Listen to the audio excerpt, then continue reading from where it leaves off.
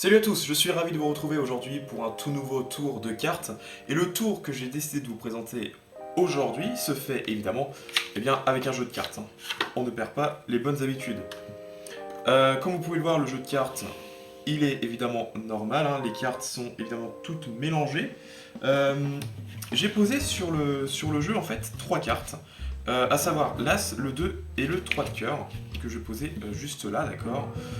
Et le reste des cartes, je vais les mélanger, d'accord. Donc je mélange les cartes pour être sûr qu'il n'y ait pas de triche avec le jeu, d'accord.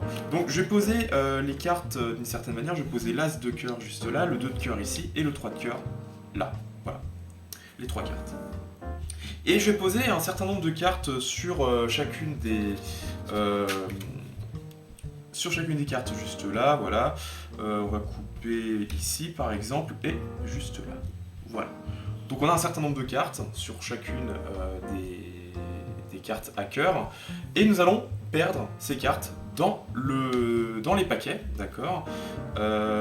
Donc on va perdre tout d'abord l'As de cœur, à peu près ici, voilà. Ensuite, le 2 de cœur. Alors le 2 de cœur, on va le poser juste là, d'accord. On va poser le reste des cartes par-dessus. Et le 3 de cœur, on va le prendre, on va le mettre comme ceci, et on va poser le reste des cartes dessus. Donc là, vous êtes d'accord que les 3 cartes, l'As, le 2 et le 3 de cœur, sont perdues nettement dans le milieu du jeu. On ne peut pas connaître la position de ces cartes. Pourtant, si je claque des doigts, normalement, il y a une carte qui se retourne, et cette carte, c'est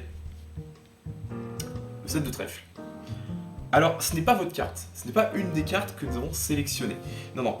En fait, le 7 de trèfle, c'est une carte qui va me donner une indication, en fait, sur la position des autres cartes.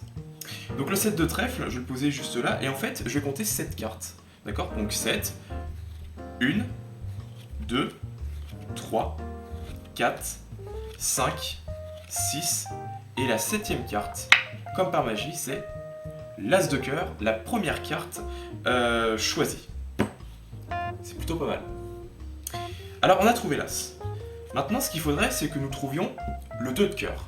Pour ça, très simplement, on claque des doigts, et cette fois-ci, normalement, il y a une carte qui se retourne, et là, en effet, c'est bien le 2 de cœur qui se retourne tout seul dans le milieu du jeu.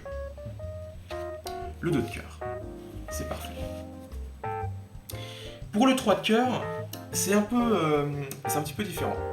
En fait, le 3 de cœur, je vais essayer de le retrouver d'une manière beaucoup plus spectaculaire, on va dire. Je vais simplement essayer de trouver la position du 3 de cœur, simplement comme ceci, en effeuillant les cartes.